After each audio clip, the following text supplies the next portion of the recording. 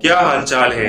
کیا آپ جانتے ہیں کہ سلطنت عثمانیہ کی موجودہ جانشین ریاست ترکی اگر اس وقت روئے زمین پر موجود ہے تو اس کے پیچھے اسلامی لحاظ سے ایک متنازع شخصیت، جی ہاں، مصطفیٰ کمال اتاترک کا بہت بڑا ہاتھ ہے۔ کیا آپ جانتے ہیں کہ ترکی میں اسلام کو نقصان پہنچانے کے اقدامات کرنے والی حکمران شخصیت مصطفیٰ کمال اتاترک انگریزوں اور ان کے حلیفوں کے بھی ہرگز یار نہیں تھے، جیسا کہ عام طور پر مشہور ہے، بلکہ ان سے انہوں نے شدید جنگیں لڑ کر ترکی کو آزاد کروایا۔ کیا آپ جانتے ہیں کہ آخری عثمانی خلیفہ اور انگریز اور ان کے حلیف افواج جو کہ ایک پیج پر تھے نے مصطفیٰ کمال اتاترک کو گرفتار کرنے اور جان سے مارنے کی بھی بدرجہ عدم کوششیں کی ہیں؟ اور کیا آپ یہ بھی جانتے ہیں کہ آخری عثمانی خلیفہ جنگ عظیم میں اپنی اور اپنے حلیفوں کی شکست کے بعد انگریزوں اور ان کے اتحادیوں کے سامنے سرنڈر کر چکے تھے، لیکن وہ ایک شخصیت جو سرنڈر نہیں کر رہے تھے وہ یہی ترک فوج کی کمانڈر مصطفیٰ کمال اتاترک تھے۔ کیا آپ کو معلوم ہے کہ سلطنت عثمانیہ کا خاتمہ اتاترک نے نہیں، خود آخری خلیفہ نے انگریز اور ان کے اتحادیوں کے ساتھ جنگ ہارنے پر معاہدہ لوزون سے پہلے ایک معاہدے کی صورت میں کیا۔ میں ہوں ارشد خان آستک اور آج کے ویڈیو میں یہی سب ہمارا موضوع ہے۔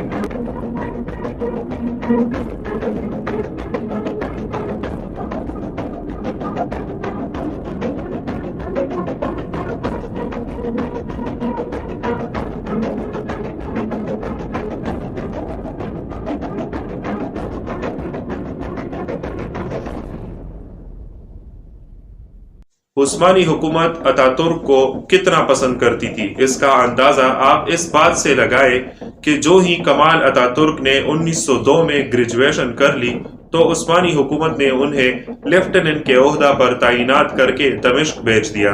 1907 میں ان کو کیپٹن کے عہدے پر ترقی دے کر ماناستر تعینات کر دیا۔ 1910 میں انہوں نے فرانس میں فوجی خدمات انجام دی۔ 1911 میں انہیں سلطنت عثمانیہ کے ایک صوبے طرابلس غارب، جو کہ آج کل لیبیا کہلاتا ہے، میں تعینات کر دیا گیا تاکہ وہ ہیلو ٹیورش وار میں حصہ لے سکے۔ 1912 میں وہ دارالحکومت واپس آئے۔ جب بالکن جنگوں کا آغاز ہوا تو پہلی بالکن جنگ میں انہوں نے بلغاریہ فوج کا مقابلہ کیا۔ 1913 میں انہیں ملٹری اتاشی بنا کر صوفیہ بھیج دیا گیا۔ 1914 میں انہیں لیفٹیننٹ کرنل کے عہدے پر ترقی دے دی گئی اور 1914 میں ہی پہلی جنگ عظیم کا آغاز ہوا۔ تو اس دوران اتاترک نے خلیفہ کو مشورہ دیا کہ جنگ میں نہ اتحادیوں کا ساتھ دیں نہ جرمن گروپ کا۔ جنگ کے بعد یہ دونوں طاقتیں زبوحال ہوں گی اور سلطنت واحد پاور ہوگا پوری دنیا کا، کیونکہ سلطنت بغیر جنگ کے سامنے آئے گی اور باقی دو طاقتوں نے جنگ لڑی ہوگی اور جنگ کے منفی اثرات کے مارے ہوں گے۔ تاہم خلیفہ نے ان کی بات سنی انسنی کر دی اور جرمن بلاک کا حصہ چل بنے۔ ترکی کا جزیرہ نما گیلی پولی پہلی جنگ عظیم میں ایک تاریخی جنگ کا میدان تھا۔ اپریل 1915 سے جنوری 1916 کے درمیان یہاں عثمانی ترکوں اور اتحادیوں یعنی سلطنت برطانیہ اور فرانس کے مابین پہلی جنگ عظیم کی ایک اہم مارکارائی ہوئی۔ 19 فروری 1915 کو درہ دانیال پر گولہ باری کی گئی۔ 25 اپریل کو عام حملہ کیا گیا۔ اس منصوبے کو چرچل نے پیش کیا تھا۔ اس جنگ کا مقصد سلطنت عثمانیہ کو شکست دے کر جنگ سے علیحدہ کرنا، روس کی امداد کے لیے رستہ بنانا اور یونان اور بلغاریہ کو اتحادیوں کی طرف شامل کرنا تھا۔ مصطفیٰ کمال ترک افواج کے کمانڈر تھے اور سر ہیملٹن اتحادی فوجوں کا۔ اس جنگ میں 7 لاکھ ترک اور 5,50,000 اتحادی افواج میں سے اکثریت یا تو مری یا زخمی ہوئی۔ مرنے اور زخمی ہونے والوں کی تعداد لاکھوں میں تھی۔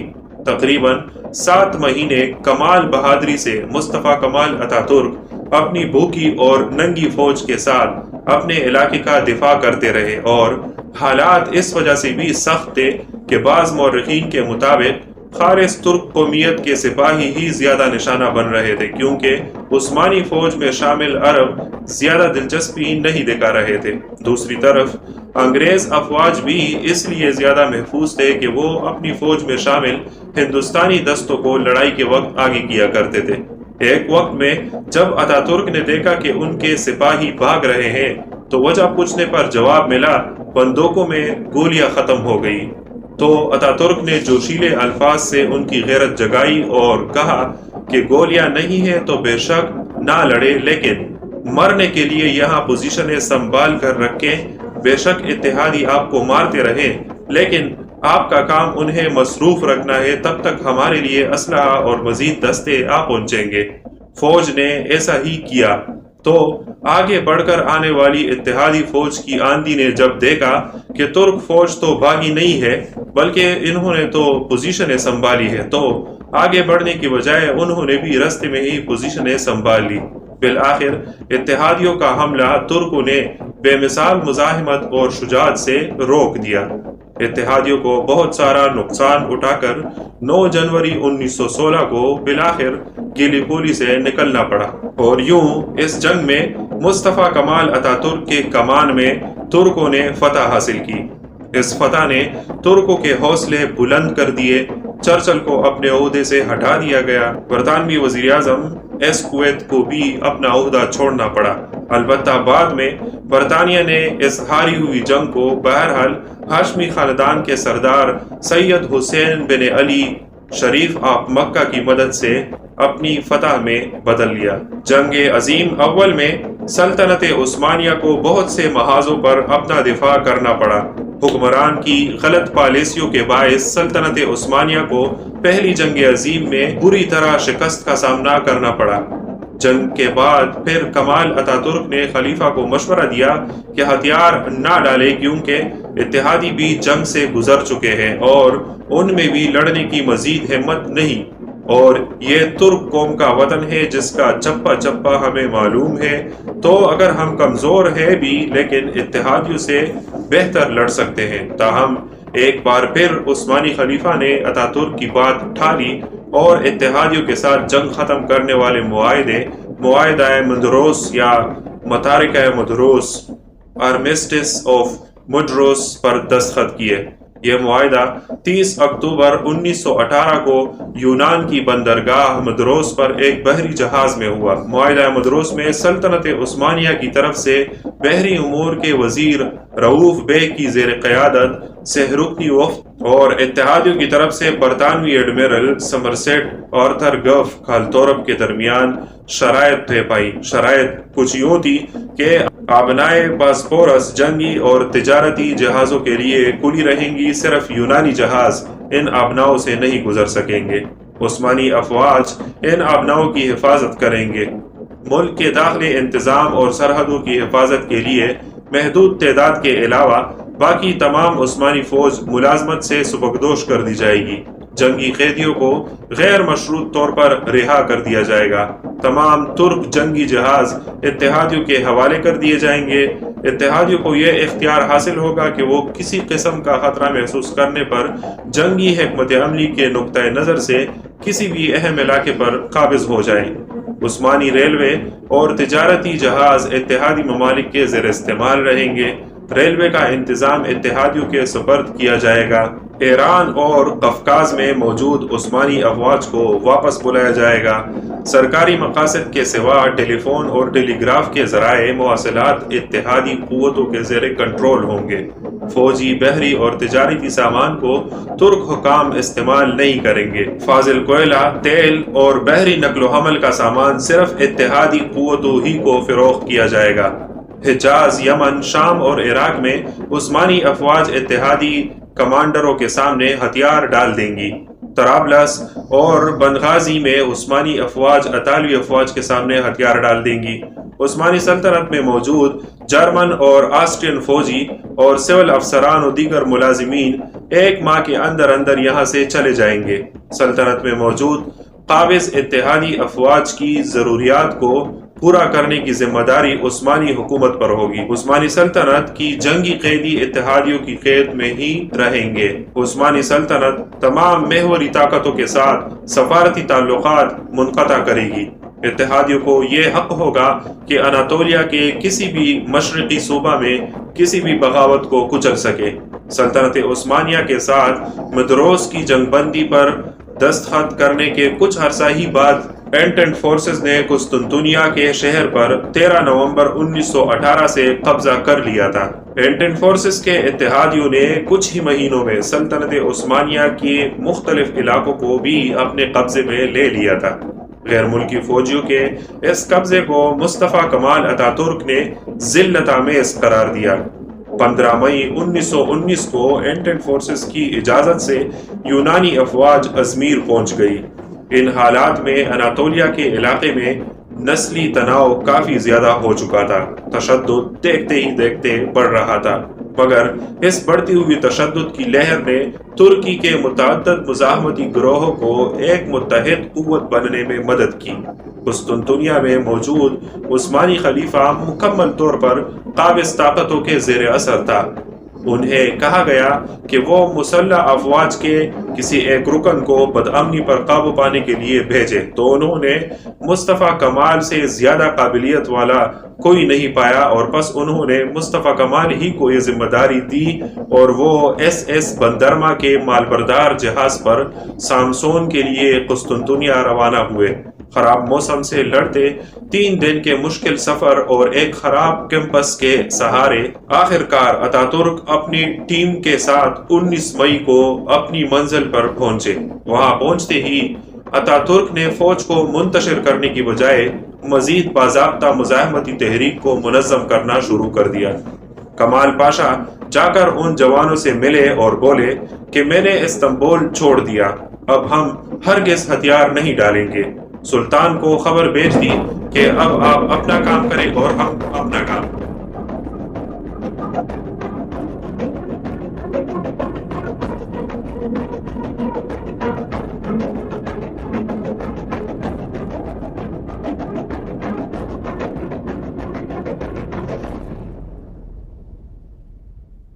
اسی موقع پر کمال پاشا نے عثمانی فوج سے استعفیٰ بھی دے دیا۔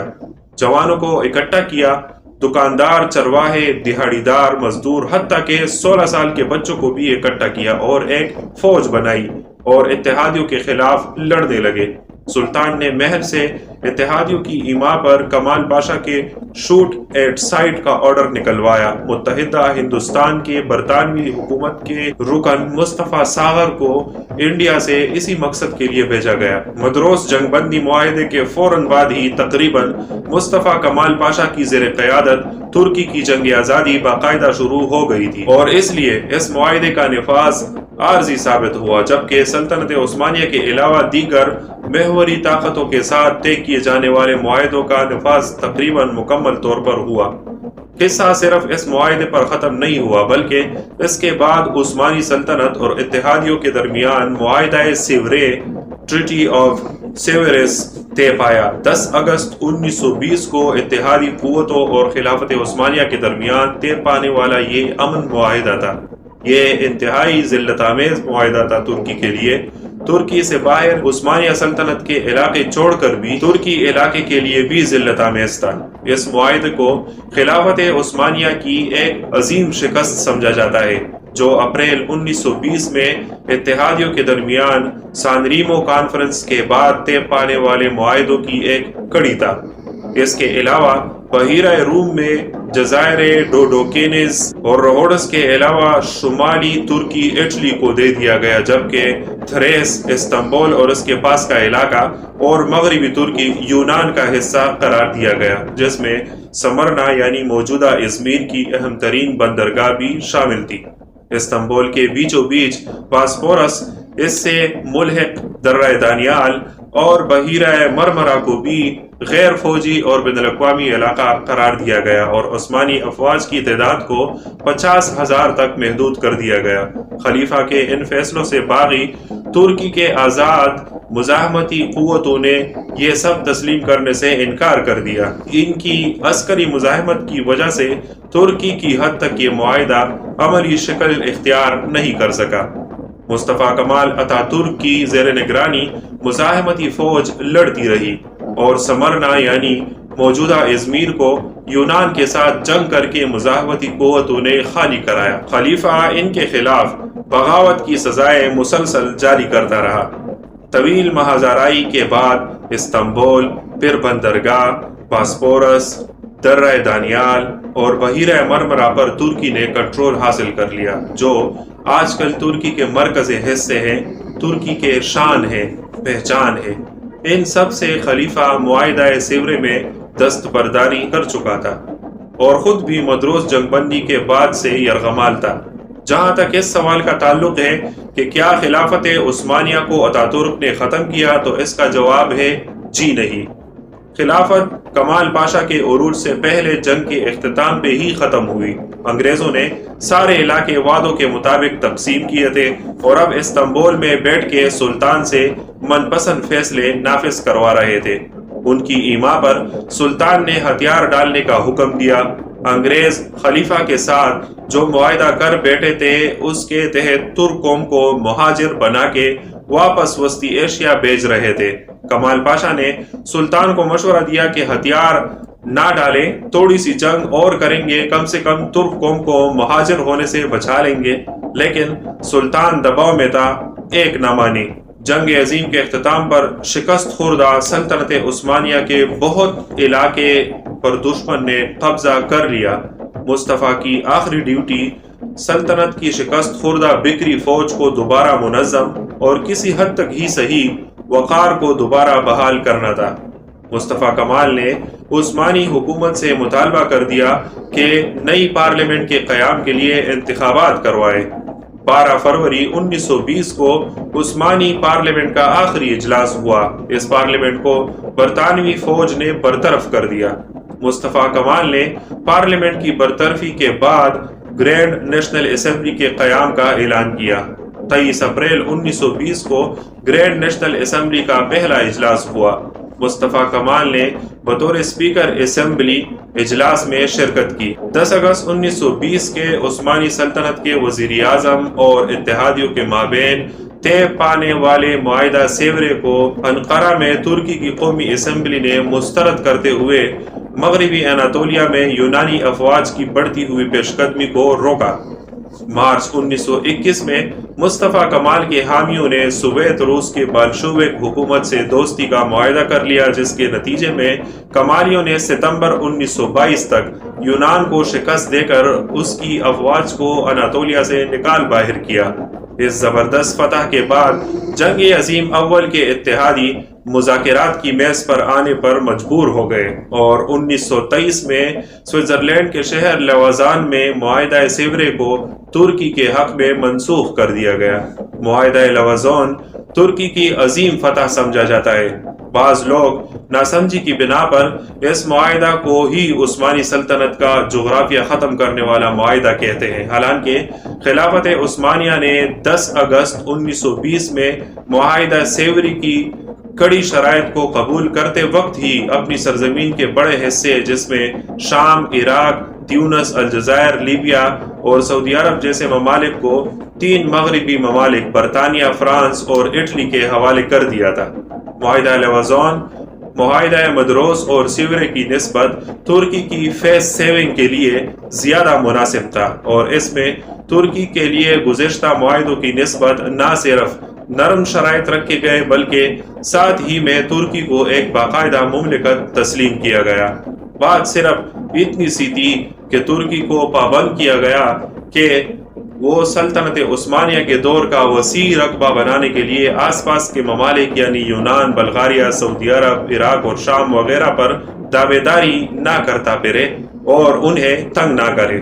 یہ سب وہ وجوہات تھی جن کی بنا پر مصطفیٰ کمال کو موجودہ ترکی अतातुर्क यानी तुर्कों का अब्बा मानते हैं और उनको तुर्की में वही मकाम हासिल है जो हमारे यहाँ कायद-ए-आज़म मोहम्मद अली जिन्ना को हासिल है। ताहम इस सब कुछ के बावजूद अलबत्ता ये बात रोज़े रोशन की तरह अय्या है कि अतातुर्क तुर्की में इस्लाम के लिए हरगिज़ अच्छे साबित नहीं हुए। वो मिल्लत इस्लामिया से ज़्यादा तुर्क कौमी शनाख्त के दिलदादा थे। अतातुर्क के इस रुझान की वजह जंग अजीम में सल्तनत उस्मानिया की शिकस्त के पीछे अरबों का इस जंग में सल्तनत के साथ खुलूस ना दिखाने का रवैया भी हो सकता है उन्होंने मुआहिदा लवाज़ोन की बाज़शिकों की वजह से भी ये सब मजबूरन किया हो। बहरहाल अतातुर्क ने तुर्की का हुक्मरान बनने के बाद सल्तनत उस्मानिया के दौर के इस्लामी कवानीन को यकसर उल्टा दिया। अगर आप ये जानना चाहते हैं कि वो कौन सा मौका था जब पाकिस्तान और इराक के दरमियान जंग चढ़ते चढ़ते रुक गई, और यह कि जंग अच्छी शय है या बुरी, फ़लसफ़ा-ए अदम तशद्दुद का अमली निफाज कहाँ तक मुमकिन है, और यह कि हम सब मजबूरन मुनाफिक हैं, तो डिस्क्रिप्शन में मौजूद लिंक्स पर दस्तयाब वीडियोस को ज़रूर देखिएगा। पाकिस्तान और दुनिया भर से मुताल्लिक दिलचस्प मौज़ूआत पर मबनी वीडियोस के लिए हमारे साथ जुड़े रहिए, और अगर इस वीडियो ने आपके मालूमात में इजाफा किया हो तो इस चैनल को ज़रूर सब्सक्राइब करके बेल का आइकन दबाएं। लाइक, कमेंट और शेयर भी ज़रूर कीजिए ताकि हमारी हौसला अफजाई हो और हम आपकी पसंद का कंटेंट आपको फराहम किया करें।